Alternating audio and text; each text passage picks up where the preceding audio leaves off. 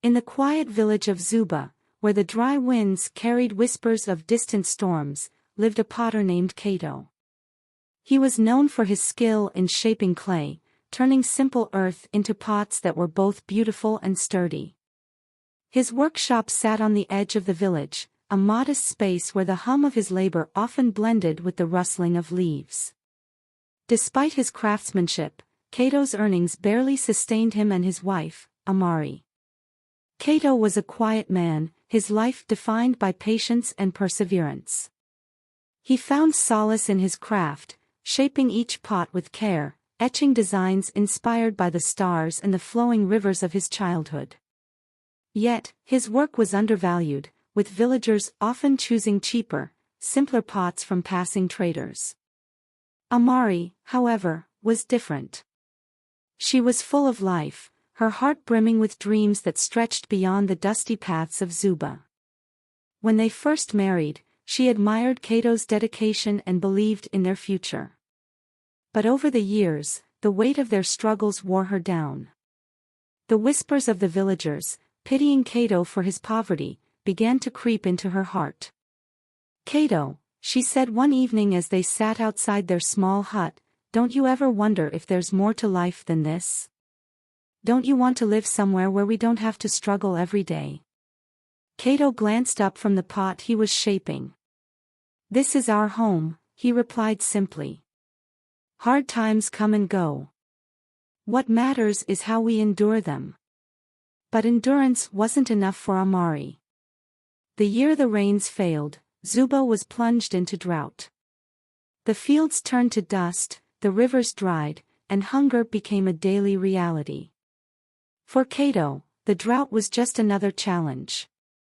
Each day, he walked farther from the village in search of clay, his determination unbroken even as his sack grew lighter with every journey. Amari, however, saw the drought as a symbol of their stagnant life. "I can't do this anymore," she said one night, her voice trembling. "This isn't a life, Cato. It's just survival." Cato looked at her, his calm demeanor masking the ache in his chest. "Amari," he said softly, "things will get better. They always do." Amari shook her head, tears spilling over. "When, Cato? When will they get better? We've been waiting for years, and nothing has changed."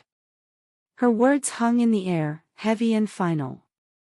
One evening, Amari packed her belongings into a small bundle.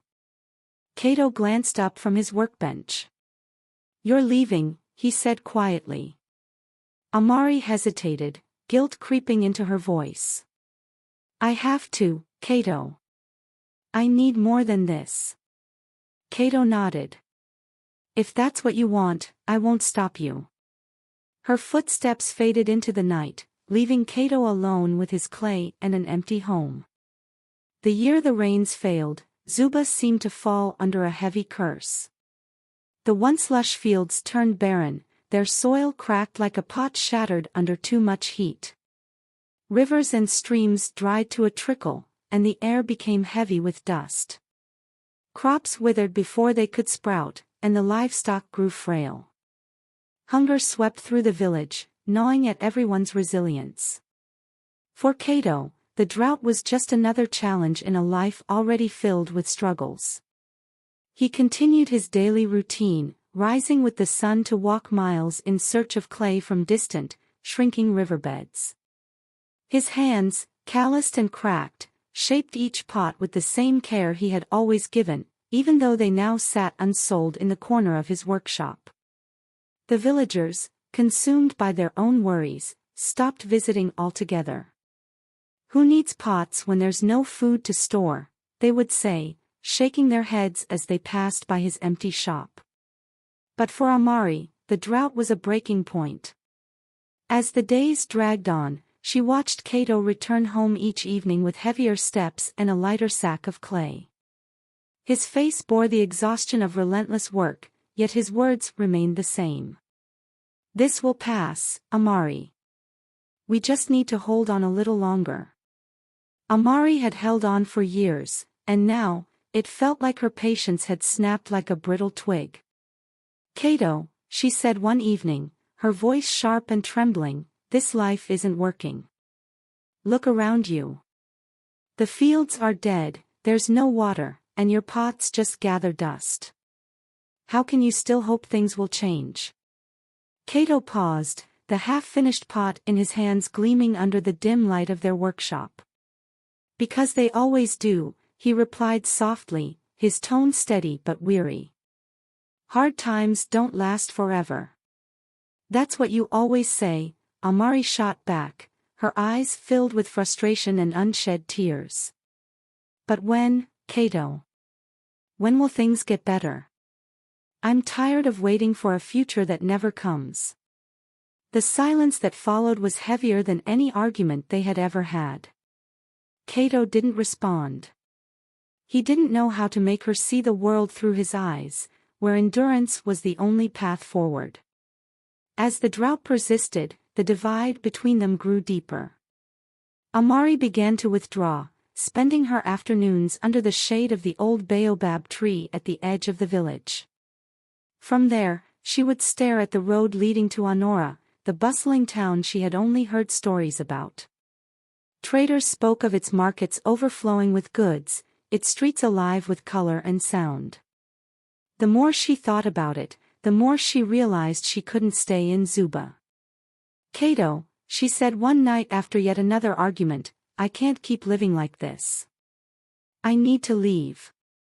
Cato looked at her, his expression calm but distant. "If that's what you want," he said quietly, "I won't stop you." Amari hesitated, waiting for him to say something more, to fight for her to stay. But Cato simply returned to shaping his pot, his focus unwavering even as her footsteps faded into the night. Alone in their small home, Cato kept working. Each morning, he rose with the sun, walking farther than the day before in search of clay. The once short trips now stretched into hours, but he never returned empty-handed. His hands worked tirelessly, shaping pots that were beautiful yet unsellable. The villagers watched him with a mix of pity and confusion. "Why does he keep going?" they whispered. "Doesn't he see it's pointless?" But Cato wasn't working for the villagers anymore. He worked to keep himself moving, to fill the silence Amari had left behind. Each pot he crafted was a small act of defiance against the hardship that threatened to consume him. Though the drought showed no mercy, Cato endured, his quiet resilience standing in stark contrast to the despair that gripped Zuba. He didn't resent Amari for leaving, he understood her longing for a better life. But he couldn't help the ache in his chest every time he thought of her, wondering where she was and whether she had found what she was looking for. Amari's journey to Honora began with hope. The road stretched endlessly before her, dusty and winding, but each step carried the promise of a brighter future. As the village of Zuba faded behind her, she felt a strange mix of guilt and relief. She told herself she was walking toward a better life, one where she wouldn't have to endure the constant grind of poverty or the weight of Cato's quiet endurance. When she finally reached Honora, it was everything she had imagined: bustling streets alive with activity, markets overflowing with goods, and traders shouting to advertise their wares. The air smelled of spices and roasted meats, and the noise of the town was a sharp contrast to Zuba's quiet, dusty paths. For the first few days, Amari wandered the markets, marveling at the colors and sounds. She felt alive, convinced that she had made the right choice. It wasn't long before she found work as a maid in the household of a wealthy merchant. The pay was modest but enough to rent a small room in the outskirts of town and buy food for herself. At first, the change felt liberating. Amari enjoyed the independence of earning her own money and the excitement of living in a town so full of life. She spent her evenings exploring the streets, imagining herself climbing higher, perhaps even one day owning a small stall in the market. But as the weeks turned into months, the reality of her new life began to weigh on her. The work in the merchant's household was grueling. Amari's days began before sunrise, scrubbing floors, washing clothes, and preparing meals for the family. Her hands grew raw and calloused, her body ached, and the constant demands left her little time to rest. Despite her hard work, she was treated as little more than a servant. The merchant and his family spoke to her only to give orders, their tone often curt and dismissive. She was invisible to them, a background presence in their comfortable lives. The small room she rented was no better. Its cracked walls and thin mat reminded her painfully of the home she had left behind in Zuba. But unlike Zuba, there was no warmth here, no Cato working quietly in the corner, no familiar faces to greet her. Nights were the hardest. Lying alone, she often thought of Cato and the life they had shared. Amari began to notice the small things she had taken for granted, the way Cato's calm voice had steadied her during difficult times, the comfort of knowing he was always there, even when they argued. She missed the simplicity of Zuba, the sense of belonging she had once felt but now realized was irreplaceable. One evening, as Amari swept the courtyard of the merchant's house, she overheard two traders talking. "Have you heard about the potter from Zuba?" one of them asked, his voice filled with excitement. "The one making those beautiful pots," the other replied. "I've seen them. The designs are incredible. They're fetching high prices in the market these days." Amari froze, her grip tightening on the broom. "They say he's making a name for himself," the first trader continued. "Who would have thought someone from that dusty little village could rise so high?" Amari's heart raced. She knew they were talking about Cato. The man she had left behind, the man she had thought couldn't give her the life she wanted, was now thriving. That night, Amari sat alone in her small room, the words of the traders echoing in her mind. She felt a mix of emotions, pride for Cato's success, regret for having left him, and an ache that settled deep in her chest. "Cato," she whispered to herself, her voice breaking. She thought of the last time she had seen him, the calm look on his face as he let her go. At the time, she had seen his quiet acceptance as weakness. Now, she understood it was strength, strength she hadn't possessed. Amari began to question her choices. She had left Zuba searching for something better, but what had she truly gained? The life she had imagined in Honora was a mirage. What she had found instead was loneliness and hardship. After days of wrestling with her thoughts, Amari made her decision. She packed her belongings, now fewer than when she had first arrived, and set out on the road back to Zuba. The journey felt heavier this time, each step weighed down by the guilt and uncertainty of what awaited her. Amari stayed in Zuba, helping Cato in the workshop as she tried to rebuild the trust she had broken. Each morning, she woke early to gather clay with the younger villagers who now worked for Cato. She swept the workshop floor, prepared meals, and watched Cato as he worked, his hands moving with the same steady rhythm she had once taken for granted. Though Cato welcomed her back into his life, their relationship was not the same. There was a distance between them, a quiet understanding that forgiveness did not erase the past. Yet, Cato treated her with kindness, his words never harsh, his actions never resentful. "Cato," she said one evening as they sat by the fire, the soft glow illuminating the room. "Do you think we can ever go back to how things were?" Cato looked at her, his face calm but serious. "Amari, love doesn't disappear. But trust takes time to rebuild. It's not about going back. It's about moving forward." His words, though gentle, carried the weight of truth. Amari nodded, her heart heavy but hopeful. As Cato's success grew, he remained the same humble man he had always been. He used his newfound wealth to support the village, giving to those who needed help and teaching young people the craft of pottery. When a neighboring village faced a similar drought, Cato sent wagons of grain and supplies, earning the respect of not just Zuba but the surrounding communities as well. The villagers often spoke of him with admiration. Cato could have left us behind, they said, but he stayed. He lifted all of us with him. For Amari, seeing Cato's generosity and strength only deepened her regret. But instead of wallowing in it, she worked to become part of his journey. She helped him organize the growing demands for his pots, managed the workers who came to learn from him, and ensured that every act of kindness Cato extended was carried out smoothly. Cato never spoke of her leaving again. He focused on the present, allowing Amari to prove herself not through words but through her actions. Months later, as the seasons changed and Zuba began to flourish again, Cato gathered the villagers in the central square. Standing before them, he spoke with a voice that carried both wisdom and quiet authority. "This drought taught us all something," he said.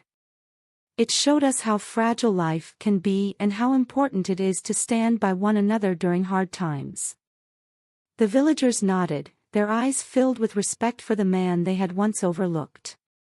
"To those who stayed with me," Cato continued, "I owe my gratitude. Your belief in me kept me going. And to those who doubted me, I hold no anger. Life has a way of testing us all, and what matters most is how we grow from it." Amari stood in the crowd, her heart swelling with both pride and sorrow. She knew his words were meant for her, and yet they weren't bitter. They were a reflection of Cato's character, a man who forgave not out of weakness but out of strength. In the years that followed, Cato's name became known far beyond Zuba. Traders carried stories of the humble potter whose skill had transformed his village. But to Cato, the true measure of his success was not in the coins he earned or the fame he gained but in the lives he touched. Amari, too, found her place. Though their relationship was forever changed, she became an integral part of Cato's work and his life. She learned to appreciate the quiet strength that had always been Cato's greatest gift, realizing that the life she had once thought was small was, in fact, rich beyond measure. As they sat together on the veranda one evening, watching the sun dip below the horizon, Amari turned to Cato. "Thank you for letting me come back," she said softly. Cato looked at her, his gaze steady. "Everyone deserves a second chance, Amari. Even you." In that moment, she understood that while forgiveness didn't erase the past, it could pave the way for a better future. And in Cato's quiet strength, she found not only her redemption but a deeper understanding of what it meant to truly love and be loved. Cato's story became a lesson for the village, a reminder that hard times reveal true character. Through his resilience, humility, and ability to forgive, he taught them that wealth was not measured in coins but in kindness, loyalty, and the strength to endure. Amari carried that lesson in her heart for the rest of her life, never forgetting the man who had shown her that even broken trust could be mended, one careful step at a time. If you enjoyed this story and want to hear more incredible African folktales, don't forget to hit that like button and subscribe to our channel. Your support helps us keep these timeless tales alive. Plus, you'll never miss a new adventure or life lesson we share. Thanks for watching, and we'll see you in the next story.